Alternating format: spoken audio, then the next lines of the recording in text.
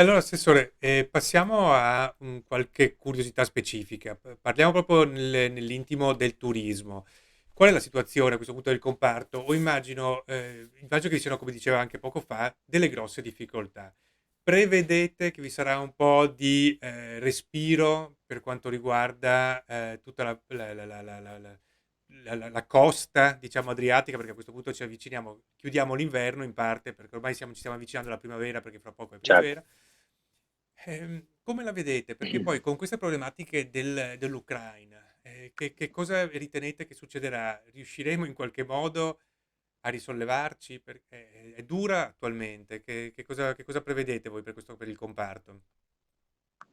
Ma guardi, io sono francamente sempre molto ottimista, se no non farei politica e quindi son convinto che da questa situazione di difficoltà, sia della pandemia che della guerra in Ucraina adesso, ne usciremo rafforzati. Certo che qualche ferita da leccarci l'avremo.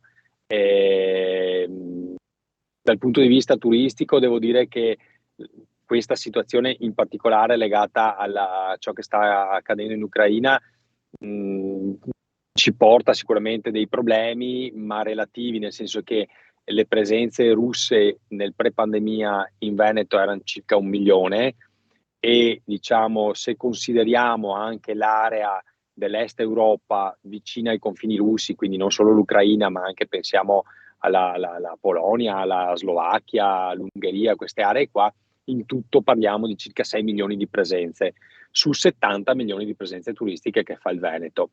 Quindi sicuramente non poca cosa, perché stiamo Certo. parlando quasi di un 10%, insomma un 9% di influenza, però è anche vero che noi insomma contiamo di recuperare sicuramente diciamo, le presenze dell'Est Europa, continueranno a mancarci quelle russe che per la verità, guardi, mancavano già anche, cominciavano a mancare anche prima della pre-pandemia, perché c'era la volontà di Putin di sviluppare molto quello che era il mercato interno russo Sì, e quindi di far sì che i suoi turisti non uscissero dal confine, e aveva anche messo in piedi degli accordi bilaterali, per esempio con la Turchia, dopo i problemi iniziali che aveva avuto sì, di scontro, se vi ricordate, proprio con il certo. premier turco, poi era tornato il sereno e quindi erano tornati anche gli accordi, no? Ecco, quindi questo sicuramente secondo me è recuperabile. Mi preoccupa un po' di più l'effetto degli investimenti che invece i russi hanno fatto o stanno facendo nel nostro territorio.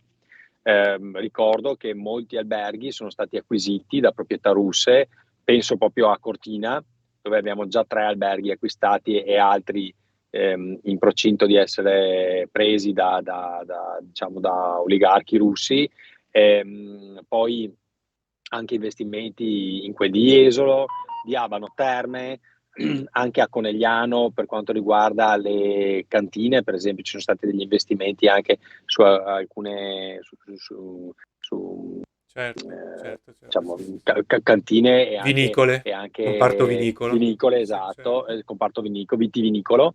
Ecco, e non ultimo un intervento importante al lago di Santa Croce da parte Ah, di una proprietà bielorussa che insomma sappiamo essere vicino. eh sì. Ecco, forse qui qualche riscontro, cioè adesso vediamo quali saranno anche le sanzioni europee o internazionali per capire se questo si bloccherà, questo fenomeno, se tornerà ad agire, insomma ecco, questo un po' ci preoccupa francamente per il fatto che io tutto sommato non ero scontento di questi investimenti, perché penso che investimenti di questo tipo, anche dal punto di vista strutturale, soprattutto a Cortina, aiutino anche gli imprenditori locali nostri a aumentare, a elevare quella che è l'asticella e quindi a continuare a sviluppare, a investire. Ecco, vedremo. In Vedremo. questo per il momento non abbiamo Cerchiamo di essere ottimisti, va bene. certo. E sempre sulla